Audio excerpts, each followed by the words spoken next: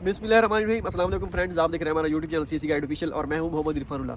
पहले मैंने ऑलरेडी एक वीडियो बनाई थी कि डॉक्यूमेंटेशन में वीज़ा के लिए, चाइना स्कॉलरशिप के लिए स्टडी जो वीज़ा होता है या स्कॉलरशिप का, उसके लिए डॉक्यूमेंट कौन कौन से रिक्वायर्ड होते हैं। अगेन मैं जो है दूसरी वीडियो बना रहा हूँ क्योंकि दोस्त अब पूछ रहे होते हैं कि हमें दोबारा बताएं या समझ नहीं आई, दोबारा वही क्वेश्चन रिपीट कर रहे होते हैं। ठीक है, तो ये मैं दोबारा वीडियो बना रहा हूँ, इसमें कोई चीज़ इंशाल्लाह रह नहीं जाएगी। जो एडमिटेड कैंडिडेट वाला ग्रुप बनाया है ना, जिनकी स्कॉलरशिप लगी थी हमारे वीडियो के तवज्जुह से, उन्होंने दोबारा क्वेश्चन ये नहीं पूछना। ठीक है, जितने भी क्वेश्चन हैं, बाकी तो चलो खैर है, चलिए मैं आपको दोबारा बता भी दूंगा, मैं मजाक कर रहा हूँ। तो ये सारी चीज़ें दोबारा मैं आपको बता रहा हूँ क्योंकि प्रोसेस बताया जाए, हमें 1 बाय 1 किस तरह जाना है, स्टेप वो बताया जाए, क्योंकि कोई चीज़ रह ना जाए, हम लेट ना हो जाए, कब जाएँ वीज़ा के लिए, सारी चीज़ें जो है मैं आपको बताता हूँ।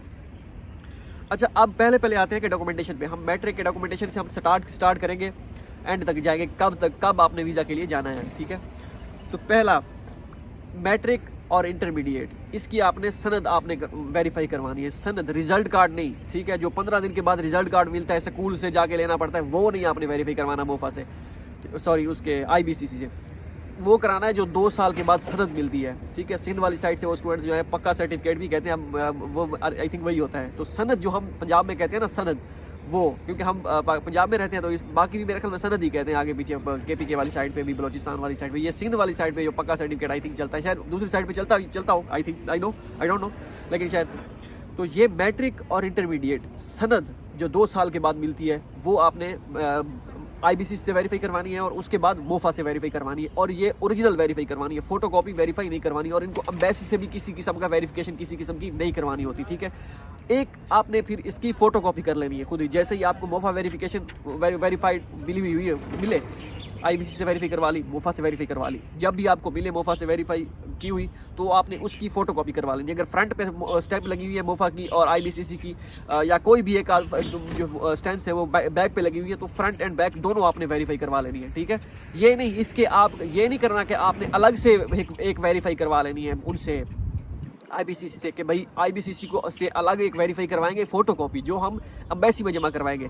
ठीक है, मतलब मींस जहरी ऑफिस में बिल्कुल भी नहीं, जो आपकी ओरिजिनल होगी उसी की आपने फोटो कॉपी करके आपने वो जमा करानी होगी, ये डॉक्यूमेंटेशन जितनी भी है।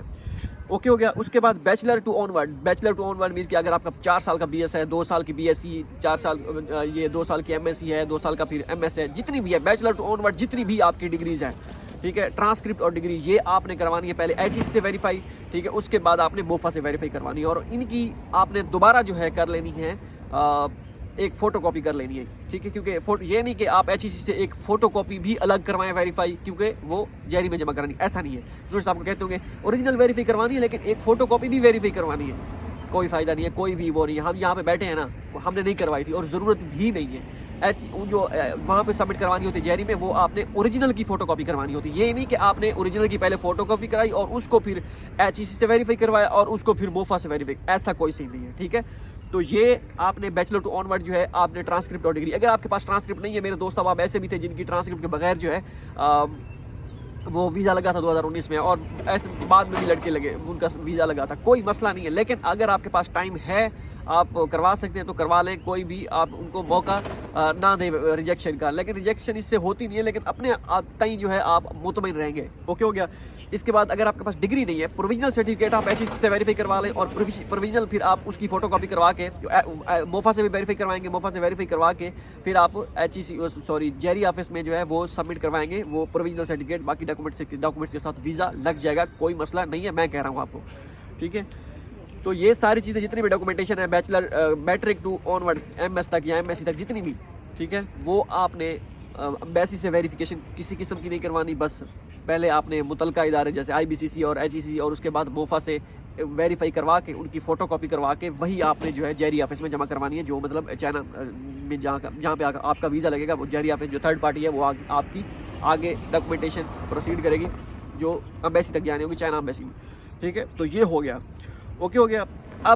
अब आते हैं, ये तो हो गया, डॉक्यूमेंटेशन हो गए, मैट्रिक टू ऑनवर्ड जितने भी हैं सारे, ये आप पहले अब मुतलका इदारे, उसके बाद मोफा, उसके बाद इसके फोटो कॉपी। ओके हो गया। नेक्स्ट जो दूसरा है वो है पासपोर्ट। ठीक है, पासपोर्ट आपके पास जो है ओरिजिनल आपने सबमिट करवाना है। ओके हो गया। अगर आप कहते हैं कि एक फ़ोटो कॉपी भी उसकी आपने सबमिट करानी है, मीन्स के पूरा पेज है ना, जिस तरह ये पूरा इस तरह आपने कट नहीं करना। जैसे जितना पेज पे वो आए ये आपकी कॉपी फ़ोटो कॉपी, उसके बाद जो है आपने बाकी पेज कट नहीं करना और वैसे ही वो कर लेना है। और अगर ये एक सवाल भी होता है कि मैंने जब अप्लाई किया था मेरा पासपोर्ट पुराना था, मतलब पुराने पासपोर्ट पे अप्लाई किया था, अब जो है मेरा पासपोर्ट वो एक्सपायर हो गया है, ठीक है, क्या मैं नया पासपोर्ट जब लेके जाऊंगा क्या उसको मुझे दोबारा इन्फॉर्मेशन यूनिवर्सिटी को सेंड करनी पड़ेगी? अब क्योंकि मेरे JW भी बन गया, एडमिशन नोटिस भी सारा कुछ बन गया, तो क्या अब मुझे दोबारा यूनिवर्सिटी को बताना पड़ेगा?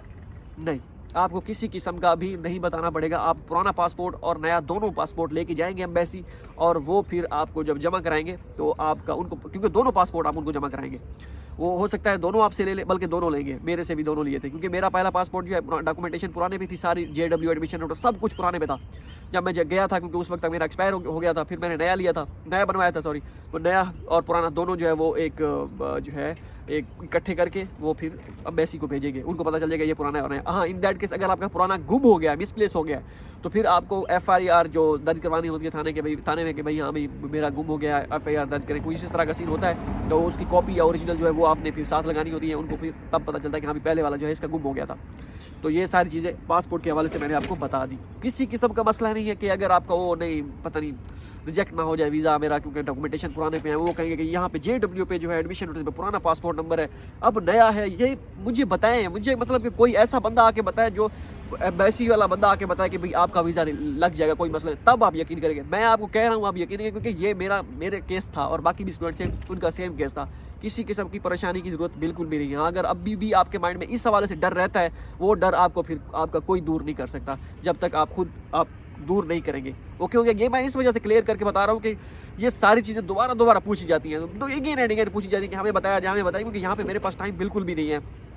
ये अभी एक सेमेस्टर और लगाना पड़ रहा है मुझे, तो ये सारी चीज़ें ऐसे समझिए मैंने शुरू से काम करना है दोबारा, तो बहुत बड़ी कॉम्प्लिकेशन है मेरे लिए यहाँ पे फ़िलहाल, ठीक है। वो अब कुदरत का खेल समझ लें, या कुदरत जो है ये टाइम दोबारा लगाना पड़ रहा है, तो कोई मसला नहीं है, वो तो अब डिपेंड करता है। लेकिन इसी वजह से मेरे पास इतना टाइम नहीं होता कि मैं दोबारा कर सकूँ। मैं क्लैरिटी के लिए कह रहा हूँ, फिर भी जितनी मोस्ट पॉसिबल बनता है मैं गाइड करता रहता हूँ ग्रुप्स में, जो एडमिटेड कैंडिडेट का ग्रुप आपने बनाया है। ओके हो गया। इसके बाद वाइट बैकग्राउंड की फ़ोटो, ठीक हो गया।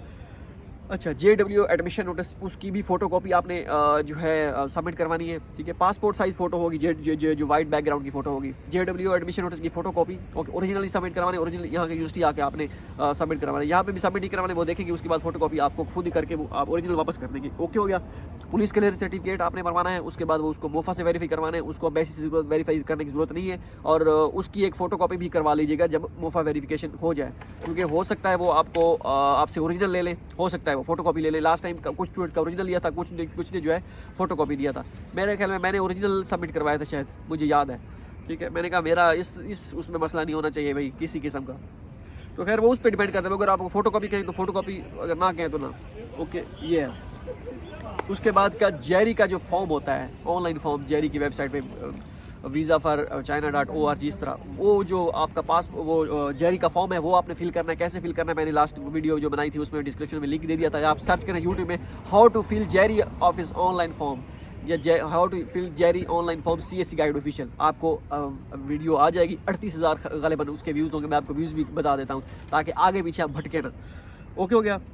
नेक्स्ट है जी मेडिकल आपने बिल्कुल भी नहीं करवाना जब आपने वीज़ा के लिए डॉक्यूमेंटेशन देनी है। हाँ, उसके बाद आप करवा लें अपनी तसल्ली के लिए, वो चाइनीज़ एक्यूपंक्चर सेंटर से करवा लें, या फिर जो है उसमें से करवा लें, क्या कहते हैं, अपने किसी भी DH की TH की वहाँ से करवा लें अपनी तसल्ली के लिए कि भी आपको खुदा ना खास्ता कोई बीमारी तो नहीं है, ठीक है। बाकी वीज़ा के लिए कोई शर्त नहीं है। कुछ यूनिवर्सिटीज़ हैं जो एक्सेप्ट करती हैं मेडिकल, वो चाइनीज़ एक्यूपंक्चर सेंटर वाला वो कहते हैं ओके आपने करवाया हुआ है, वो क्योंकि सारा चाइनीज़ में होता है उनकी, वहाँ पर वो बाकायदा उनका एक शायद उनकी आपस में इलाक होगा, ठीक है। तो इस वजह से इलाक मीन्स के वो चाइनीज़ का ऑफिशियल होगा वहाँ पे है, और वहीं बैठे भी चाइनीज़ होते हैं, उर्दू बोलते हैं, ठीक है। जैसे हमारी इंग्लिश गुलाबी होती है और उनकी भी जो है उर्दू गुलाबी होती है, बड़ा मज़ा आता है उसको सुनने में, बड़ी ज़बरदस्त करके बोलते हैं। क्योंकि मैं जब गया था मैंने ट्राई की थी इंग्लिश बोलने में, जब उन्होंने दोबारा इंग्लिश बोल दी, आपके इतने पैसे बनते हैं 5,000 फलां, ठीक है, 4,000 समथिंग थे, तो हमने कहा फिर हमें क्या ज़रूरत है भाई इंग्लिश बोलने की जब वो उर्दू बोल रहे हैं, तो उर्दू बोलते हैं वो, ठीक है, तो कोई मसला नहीं होता। ओके हो गया। इसके बाद आपके पास एडवाइज़र की डिटेल मीन्स कि आपने एक ब्लैंक पेज पे अपने एडवाइज़र एडवाइज़र का अगर लिख लें, या आप सुपरवाइज़र जिसका एक्सेप्टेंस लेटर आपके पास है उसकी आप नंबर, नेम और उसकी ईमेल, ये तीनों चीज़ें आप ब्लैक जो है ऐसे ही कोई भी ब्लैंक पेज उस पर आप लिख दें, जो वो आप उनको दे देंगे, ठीक है। अगर आपके पास एक्सेप्टेंस नहीं है, अब सवाल आ जाएगा मेरे पास तो एक्सेप्टेंस ही नहीं है यार, क्या करूँ मैं। आपने कोई मसला नहीं है, उनकी वेबसाइट पे चले जाएं या जहाँ से आपको ईमेल आई थी ना कांग्रेट्स की, वहाँ से ईमेल वो उसकी नीचे डिटेल दी हुई होगी, वो डिटेल जो है, या जिन आपको ग्रुप में अभी वीचैट के ऐड करेंगे आपको यूनिवर्सिटी वाले, वहाँ से आप पूछ लें कि ये डिटेल हमने पुट करनी है, तो कोई मसला भी नहीं है। किसी की इन्फॉर्मेशन जो है उनकी वेबसाइट से, ऑफिशियल वेबसाइट जो है वो कॉपी करके लिख ले, जो इंटरनेशनल ऑफिस की वेबसाइट होगी, कि भाई वहाँ पे कौन से बंदे काम कर रहे हैं। वैसे आपको पता चल जाएगा कौन किसकी इन्फॉर्मेशन देनी है, आप सुपरवाइजर आपका है तो उसी की इन्फॉर्मेशन दे देनी है, कोई मसला भी नहीं है, ठीक है। ये जस्ट फॉर्मेलिटी है। ओके हो गया। बैंक स्टेटमेंट का मैंने आपको बता दिया था कि बैंक स्टेटमेंट जो है, बैंक स्टेटमेंट पता नहीं यहाँ पे कुछ है या क्या चीज़ है, जो भी है। बैंक स्टेटमेंट आपको अपनी यूज़ कर रहे हैं तो अपनी, नहीं तो किसी की यूज़ कर रहे हैं तो FRC, आप वाले साहब की यूज़ कर रहे हैं तो FRC बनवा लीजिएगा। उसके बाद एफिडेविट भी बनवा लीजिएगा कि भाई मैं यूज़ कर रहा हूँ ये वो, और उसको फिर मोफा से भी वेरीफाई करवाना है, जो एफिडेविट नहीं, FRC अकेली FRC को जो मोफा से वेरीफाई करवाना है, और उसकी फिर फोटो कॉपी जो है वो जमा करवानी, ओरिजिनल FRC जमा नहीं करवानी। मेरे अभी तक ओरिजिनल मेरे पास है। ओके हो गया। और उसके बाद है जी FRC हो गया। अगर आप खुद की FRC यूज़ करेंगे तो ज़्यादा बेहतर होगा, इन झंझट में नहीं पड़ेंगे FRC ये वो। हाँ, अगर आपका स्टेटमेंट पूरी नहीं बन रही, क्योंकि 17 लाख या 18 लाख या जितनी भी बनती है पर ईयर के हिसाब से 7.5 है 5 लाख, अगर आपकी नहीं बनती तो फिर आप अपने वाले साहब की, अपने ब्लड रिलेशन में से किसी की भी आप यूज़ कर सकते हैं, मगर ना कोई इतना बड़ा मसला नहीं है। ओके हो गया। तो ये सारी चीज़ें हो गई। अब मेरे ख्याल में सारे डॉक्यूमेंट्स हो गए होंगे। फर्स्ट जो है आपका मैट्रिक टू इंटर, वो ऊपर जितने भी ऑनवर्ड सारे डॉक्यूमेंट्स, उसके बाद पासपोर्ट, ठीक है, ओरिजिनल और उसकी फ़ोटोकॉपी, ऊपर वाले जितने डॉक्यूमेंट्स हैं मैट्रिक टू ऑनवर्ड, वो उन सब की फ़ोटोकॉपी, उसकी वाइट बैकग्राउंड फ़ोटो। ओके हो गया। Police clearance certificate, JW admission notice, ठीक है। उसके बाद जेरी का फॉर्म, मेडिकल की कोई ज़रूरत नहीं है, एडवाइज़र का कॉन्टैक्ट एक पेज पे, उसके बाद क्या कहते हैं एडवाइज़र मीन्स या प्रोफेसर की कॉन्टैक्ट एक पेज पे लिख लेना है, उसके बाद बैंक स्टेटमेंट, FRC, और बस यही चीज़ें हैं, और तो कुछ भी नहीं है। पहले हुआ करता था कि आप वो भी लाएँ कोरोना सर्टिफिकेट, ये वो, मेरे ख्याल में उस चीज़ की अब कोई ज़रूरत नहीं है, क्योंकि अब तो कोई सीन ही नहीं है, कुछ भी नहीं है। अब सवाल पैदा होता है कि किस ऑफिस में जाएँ, जेरी लाहौर में जाए या इस्लामाबाद में जाए, तो जिसमें मर्जी चले जाए। ये नहीं कि हाँ, अगर आप कहते हैं कि भाई मुझसे वेट नहीं होता, मैं 3-4 दिन में मुझे वीज़ा चाहिए, बस पासपोर्ट पे लगा होना चाहिए, मुझसे इंतज़ार नहीं होता, तो फिर आप जाएं इस्लामाबाद। अगर आप कहते हैं कोई 12 दिन लग जाएंगे, लेकिन लाहौर है, ठीक है, लाहौर से ही वीज़ा लगवाना है, तो वो आप उस पर डिपेंड कर सकते हैं। मेरे जैसा बंदा जो है फिजिबिलिटी देखेगा। लाहौर में मेरा कोई नहीं जानने वाला, ठीक है, जिसके करीबी इतना मैं करीबी, क्योंकि भाई उनके घर 3-4 दिन में बंदा डेरे डाल सकता है, नहीं है। पिंडी में मेरे कज़न है, तो मैं तो उसी को जो है प्रेफर करता हूँ, जब भी जाता हूँ पिंडी जाता हूँ, और उनके यहाँ स्टे करके जो है वो फिर 2-3 दिन जितने भी लगते हैं, तो वो भी मुश्किल होता है, मतलब किसी के पास रहना, कज़न वगैरह जो भी है, क्योंकि वो मेरे जैसा बंदा बड़ी मुश्किल से अपने माइंड को वो करता है कि भाई यहाँ पे रहना ना पड़े, बस किसी पे बोझ ना बने बंदा। उन्होंने कभी नहीं कहा, वो कहते हैं मोस्ट वेलकम, वो जिसे कहते हैं ना जीदार बंदे, तो मुझे बस वो फील होता है। ओके हो गया, सही है। तो ये सारी चीज़ है, क्योंकि मेरे जैसा बंदा किसी से कोई चीज़ मैं लूँ तो बड़ी मुश्किल से वो लेता हूँ कि भाई ये एहसान ना हो, तो ये बाकी सारी चीज़ें होती हैं। तो इस तरह आपने करना है। वो फिजिबिलिटी देखें, जहाँ पे आपके रिलेटिव्स हैं, जहाँ पे आपको इजी लगे, कोई मसला नहीं, 10-12 दिन लग जाएंगे वीज़े में, तो क्या है, आपने कौन सा कोई कल जब वीज़ा लगेगा और परसों जहाज़ की फ़्लाइट पकड़ के आप चले जाएंगे चाइना, ठीक है। ये मैं पैर रख लेता हूँ इस पर स्टैंड में, ये ना गिर जाए, तो इस तरह का कोई मसला नहीं है, जहाँ से मर्जी लगवाएं। ओके हो गया। एक और भी क्वेश्चन मैंने लिखा था, मुझे भूल गया, हाँ, कि ठीक है, तो ये हो गया, लाहौर जाएं या इस्लामाबाद जाएं। लाहौर में जब जाएंगे तकरीबन आपके 10-12 दिन लग जाएंगे वीज़ा के लिए, 10 भी दिन लग सकते हैं, हफ्ता भी लग सकता है। अगर आप मंडे जमा कराएंगे तो नेक्स्ट मंडे मोस्ट प्रोबेबली आपको मिल जाएगा। अर्जेंट पे अप्लाई करें या उस पर अप्लाई करें, वो फास्ट सर्विस, क्विक, ठीक है, अर्जेंट या नॉर्मल। मैं तो आपको सजेस्ट करूँगा नॉर्मल। हाँ, अगर आपके पास पैसे ज़्यादा हैं तो फिर आप कर लें अर्जेंट पे, लेकिन टाइम उतना ही लगता है, 2-3 दिन का फ़र्क आ जाता है। उससे बेहतर है किसी गरीब को दे दे, वो जो आपके वेस्ट हो रहे हैं जल्दी में, तो वेट कर लें तो कोई इशू नहीं बनेगा। अगर आप लाहौर में इस्लामाबाद जाते हैं तो आपको मंडे जमा कराते हैं तो आपको जुमेरात या जुमे वाले दिन वापस मिल जाता है। अगर आप अर्जेंट जमा कराते हैं, अर्जेंट के लिए करते हैं, नॉर्मल नहीं करते, तो फिर आपको जो है मंडे सबमिट कराते हैं तो आपको बुध वाला जो वीज़ा लग जाएगा। तो ये सारी चीज़ें होती हैं। रिजेक्शन के चांसेस भी होते हैं, वीज़ा रिजेक्ट मीन्स कि आपका वीज़ा लगा हुआ नहीं होता, तो वो भी होता है कि क्यों नहीं होता मैंने वजह बता दी थी कि कोई वजह स्पेसिफिक नहीं बताई जाती कि किस वजह से है, लेकिन आपने अपनी हिसाब से डॉक्यूमेंटेशन, अगर आपको जेआरई वाले कहते हैं हाँ ठीक है आपकी फाइल ओके है, तो वो फिर आप जो है वो करवाते हैं। उसके बाद इंटरव्यू भी होता है, जैसे सबमिट करवाते हैं उसके बाद इंटरव्यू होता है। इंटरव्यू पे मेरे ख्याल में इसी में ही बता देते हैं क्योंकि बहुत इंपॉर्टेंट वीडियो है। इंटरव्यू में बेसिक क्वेश्चन होते हैं आपसे कि इंग्लिश में हाँ भी इंग्लिश में आप जवाब देना चाहिए, या उर्दू में हाँ भी why you are going to China आप कहेंगे स्टडी के लिए, और इसी तरह। और आपका नेम पहले इंट्रोड्यूस योर सेल्फ, आपने बता देना कि माई नेम इज फलां फलां और आई graduate from this university, the pitch is very good and the boys played really well, इस तरह। ठीक है, तो ये आपने कह देना, नहीं मैं मजाक कर रहा हूँ। तो आपने बेसिक क्वेश्चन होते हैं, बेसिक क्वेश्चन ये कि क्योंकि इतनी बड़ी वीडियो हो गई आप सुन बोर हो चुके होंगे, इस वजह से आपको ये थोड़ा सा फन का तड़का लगाना पड़ता है। बेसिक क्वेश्चन होते हैं, आप क्यों जा रहे हैं, चाहे पहले इंट्रोड्यूस करवाएं अपने आप को, बस ऐसे ही करा दें भाई मेरा नाम ये है, नेम जो है ये है और फलां फलां फलां, ठीक है। और फिर कहेंगे मेजर कौन सा है आपका, तो आपने कहना this is my major and किस यूनिवर्सिटी में जा रहे हैं। बिल्कुल फॉर्मेलिटी है वो, ये नहीं कि उस इंटरव्यू की बेस पे आपका वीज़ा नहीं है। वो ये सिर्फ चेक करना चाह रहे हैं कि बंदा साइको तो नहीं है, कि भाई ये ना हो जो है वैसे अप्लाई करने के लिए किसी ने उसका अप्लाई कर दिया और बंदा जो है वो साइको टाइप हो, उसको पता भी ना हो कि बोलना भी है या नहीं बोलना, कैसे बोलना है, क्या मेंटल तौर पर ठीक है या हिला हुआ है। तो असल में वो ये चीज़ चेक करना चाह रहे हो एज़ पर माई अंडरस्टैंडिंग, ठीक है। और होता भी ऐसे ही है क्योंकि ये सारी चीज़ होती है इंटरव्यू में, यही चीज़ की जाती है।